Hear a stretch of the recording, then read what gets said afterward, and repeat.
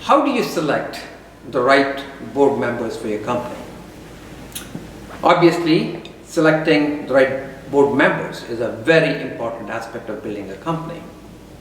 So you want board members for two reasons. Number one, to help you brainstorm and pick the right ideas.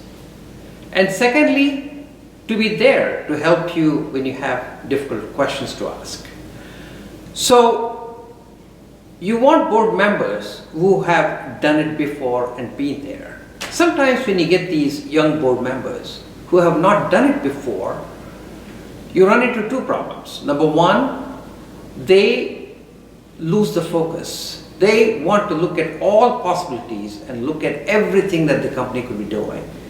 And that may come across as being very smart, but it just creates a lot of work for the company. And particularly a startup that does not have enough resources can get pulled into lots of different directions. Secondly, sometimes you get board members who are frustrated entrepreneurs, who love being an entrepreneur but have never done it before, and they practice their entrepreneurship through your company. And that will cost you dearly because they won't let you run your own company.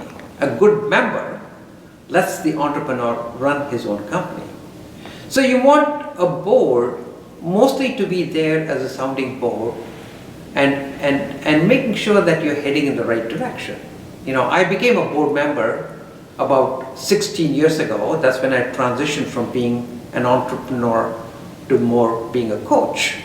And what I found over the course of time is that every time some entrepreneur comes to me with a question, I can just turn it around and say, well, if you were in my position, what would you do? And most of the time, I find that that entrepreneur has a better answer than anything I can think about. So most of the time, the entrepreneurs are just looking for a little bit of validation, a little bit of support, and just give them confidence to go forward with their ideas. You know, being a board member is being a little bit like a parent of a child who's just learning how to walk.